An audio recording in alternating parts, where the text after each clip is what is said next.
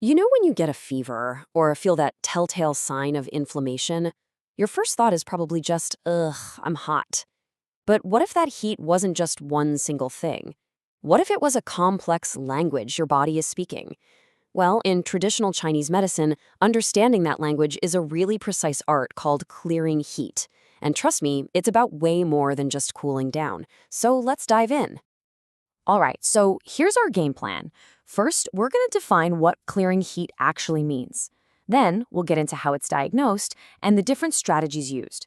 We'll even look at what happens when heat gets into the organs and burrows even deeper. And we'll wrap it all up by looking at what makes this ancient approach so incredibly precise. So, let's get right to it. What in the world is clearing heat? As you can see, we're talking about something that goes way beyond just cooling down. This is a totally different way of looking at the body. Okay, let's kick things off with a question that I think we can all relate to. We've all had a fever, right? Or dealt with some kind of inflammation. In modern medicine, you might just pop a fever reducer. But from a TCM perspective, the question is so much deeper. Is all this heat the same? And the short answer, absolutely not. And that difference, well, that's everything. I love how the source material puts this. Clearing heat isn't just turning down the thermostat. It's a process of purification and transformation. The whole point is to bring back that feeling of coolness and freshness using a super specific strategy, not just a blunt instrument. It's about totally changing the internal environment. So, if not all heat is the same, how do you figure out what you're dealing with?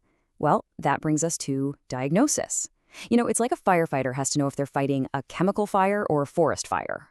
A TCM practitioner has to understand the exact nature of the body's fire before they do anything. And right here is the first huge distinction. On one hand, you have heat without form. Think of this like a raging wildfire. It's this blaze that's just everywhere but with no real substance to it. A high fever, that crazy thirst you get, that's what we're talking about. But then you have heat with form. This is when the fire has literally cooked stuff in your body, like fluids or phlegm, and created a real physical blockage. An abscess is a perfect example. And the way you fight these two fires, completely different. Now, this is a really cool concept. TCM maps out how this heat can actually move deeper and deeper into the body. It's called the 4 levels. It starts on the surface at the protective or Wei level. This is kind of like your body's outer defensive shield. If you don't handle it there, it can push deeper into the Qi level, messing with your energy. Then it can go to the nutritive level, and finally to the deepest, most serious level, the blood. Each level requires a totally different game plan. It just makes sense, right? If you've got different kinds of fires burning at different levels, you're going to need a whole toolkit to deal with them. You can't use a garden hose on a grease fire. This is where the strategy really comes in. And this table just lays it all out so clearly. The term we've been using, clearing heat, is actually a specific strategy for that interior fire that has no form. If the heat is still on the outside, the strategy is venting. You're basically opening the pores to let the heat escape. But if the heat has created that clump we talked about, the strategy is purging, to literally drain it out of the body. So you see, the diagnosis tells you exactly which tool to grab from the toolkit. All right, enough with the theory, let's get practical. How does this actually look in a real-world scenario? We're going to zoom in on a classic example of heat that's moved past the surface and into that second level, the Qi level. For this exact pattern, there's this incredibly famous, really powerful formula from the ancient texts called white tiger decoction. It is specifically designed to tackle that intense internal blaze we talked about, the one that hasn't formed a clump yet. This isn't a shotgun approach. This is a laser-focused solution. And this quote, man, it just perfectly sums up the thinking behind it. You use this formula when that pathogenic fire is running wild through the body, and its main goal is just to spread everywhere. You're not trying to get rid of a clump that isn't there. You're trying to douse a widespread, raging fire. So to kind of put this into a modern context, here are some conditions where a TCM practitioner might see this specific pattern of intense Qi-level heat.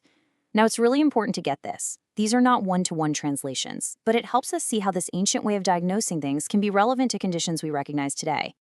But what happens if that fire isn't put out? What happens when it gets to the deepest level possible? Well, this is when the fire enters the blood. And let me tell you, this is a very, very serious situation. The core idea here is really intense.